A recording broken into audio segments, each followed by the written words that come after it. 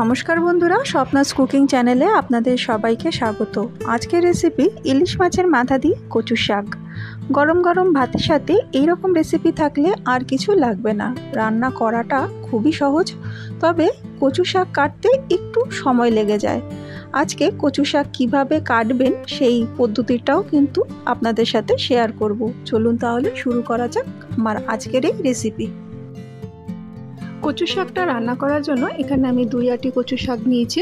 আর এই যে কচু শাকের কালারটা যে লালচে কালার, এই ধরনের কচু শাক আপনারা নিয়ে নেবেন। তো এই লালচে কালারের কচু শাকগুলো কিন্তু গলাতে ধরে না। এবার কচু শাক কাটার পদ্ধতিটা শেয়ার করছি। আমি বটির সাহায্যে কচু শাকগুলো কেটে নিচ্ছি।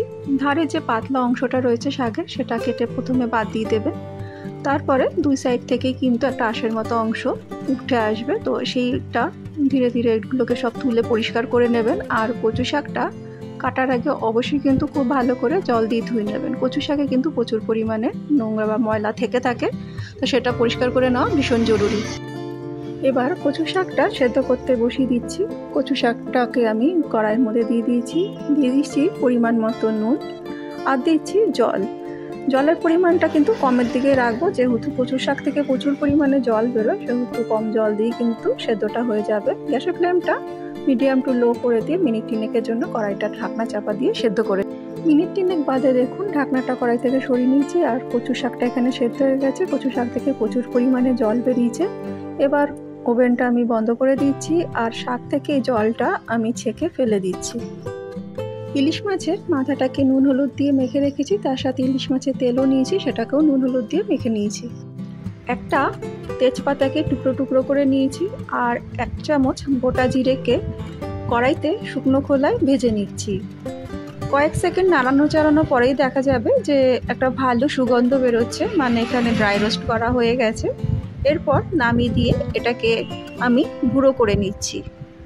কড়াইতে সর্ষের তেল গরম করে মাছের মাথাটা ভেজে নিচ্ছি।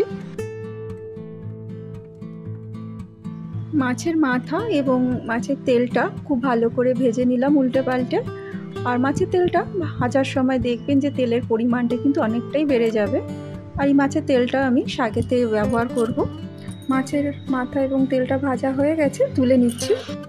মাছের মাথাটা ভেজে নেওয়ার পরে কড়াইতে যে তেলটা রয়ে গেছে, ওই তেলেতে একটা তেজপাতাকে টুকরো করে দিয়েছি, আর দিয়েছি 1 চামচ গোটা জিরে। তার সাথে কয়েকটা কাঁচা লঙ্কা ফোড়নে দিয়ে দিচ্ছি, আর সাথে দিয়ে দিচ্ছি 1 চামচ নুন। এতে তেলটা ছিটকাবে না। কয়েক সেকেন্ড নাড়ি চাড়িয়ে দিয়ে দিলাম এবার সেদ্ধ করে রাখা জল ঝরানো কচু শাক। এবার কচু শাকেতে দিয়ে দিয়েছি 4 চামচের 1 চামচ হলুদ গুঁড়ো, 4 চামচের 1 চামচ কাশ্মীরি লঙ্কা গুঁড়ো। ভালো করে গ্যাসের ফ্লেমটাকে হাই করে দিয়ে শাক থেকে যে পরিমাণ জলটা এখনও আছে সেটা শুকানো পর্যন্ত এটাকে রান্না করে নিচ্ছি।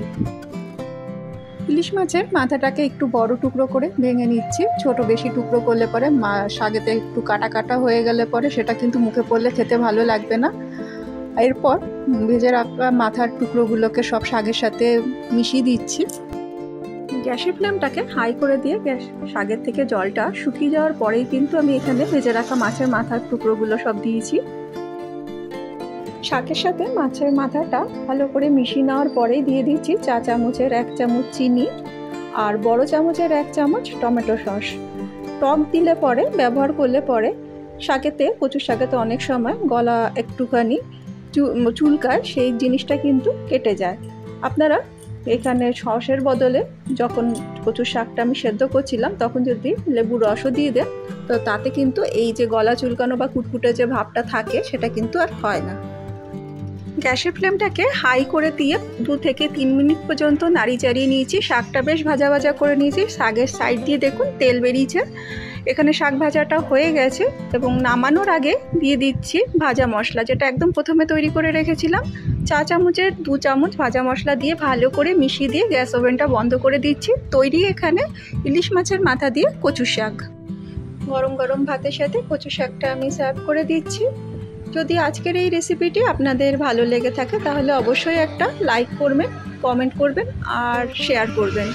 আর নতুন নতুন রেসিপি পেতে আমার চ্যানেলটা সাবস্ক্রাইব করার অনুরোধ রইল। সবাই খুব ভালো থাকবেন, সুস্থ থাকবেন। আবার দেখা হচ্ছে অন্য কোনো দিন অন্য কোনো ভিডিওতে।